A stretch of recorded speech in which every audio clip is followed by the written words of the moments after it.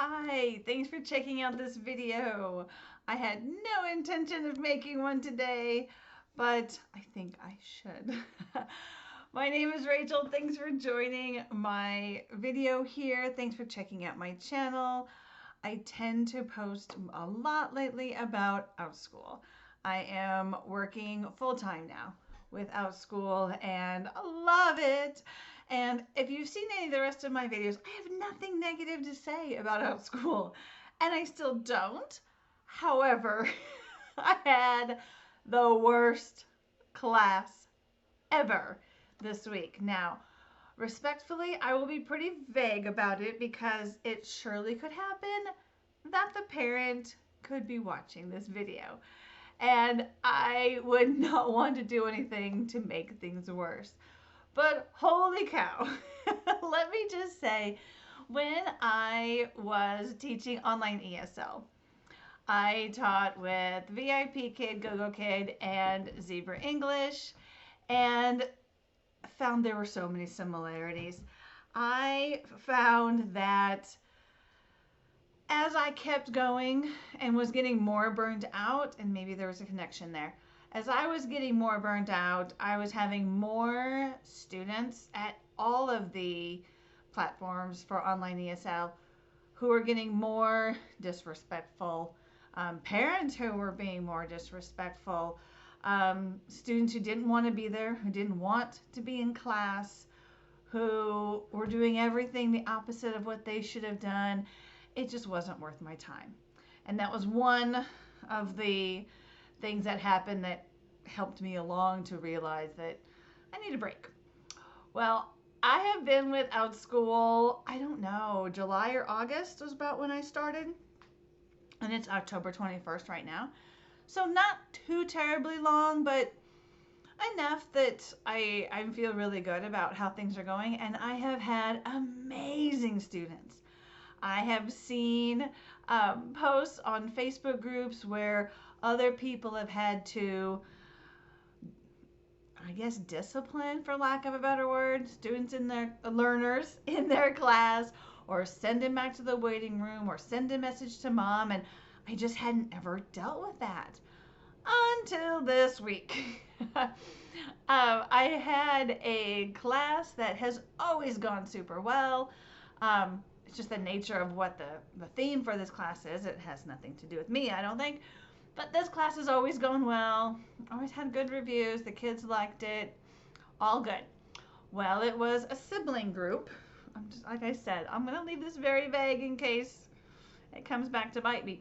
But a sibling group had signed up for the class. Each learner was paid for. Fantastic. I didn't have to deal with the whole situation that some folks are having where 2 or 3 kids are on the computer but only one paid. No. They all paid. It was all good. And they were the only ones. Only ones in this class. And I knew something was amiss when I started off, as I normally do, and the siblings were paying zero attention. I'd never experienced that. Never. I mean, I've taught brick and mortar. I've obviously dealt with children who weren't paying attention, but not on Outschool. And then one starts licking the other one. These are preteen siblings. These were not 3-year-olds. These were preteen siblings. And I tried asking for a grown-up. The grown-up peeked at me and left, so I just figured, okay, she needs a break. I understand. And so I went back into that online ESL world where it's very common to Dora through a class. It's where you just pretend you have your own kids show and you go through the material and you're super enthusiastic and you get through it. The class was supposed to be 40 minutes. I've never ended a class early on Outschool. Never.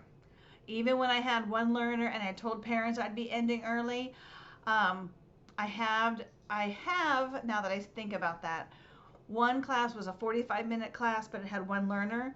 The parents knew it may only take 30 minutes, and I think we took 40. So, I mean, okay, I've cut that one short. But otherwise, I go to the minute or after.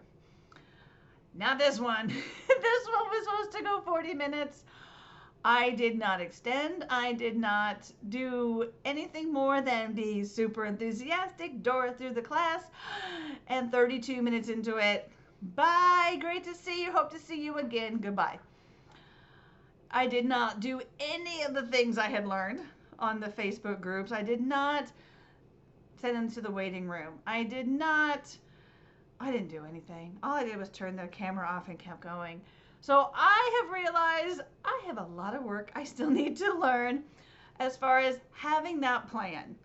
What to do next time if children are licking each other or just completely not interested. I felt so terrible for the family because, again, they paid for every child to attend.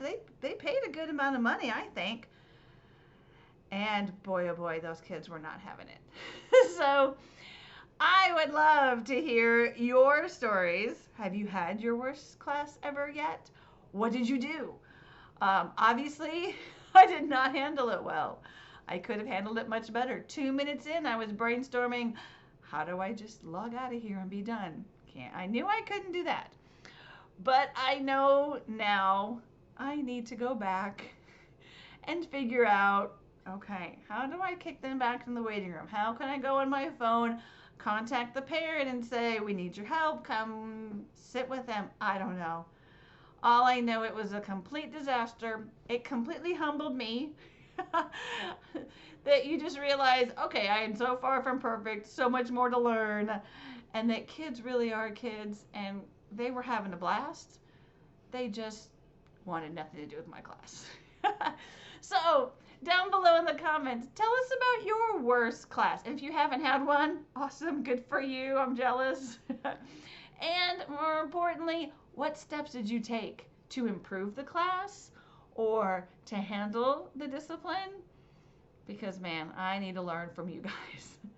All right, I will try and keep this short. Thanks so much for checking out this video. Hope the rest of your classes this week all go great. All right, goodbye.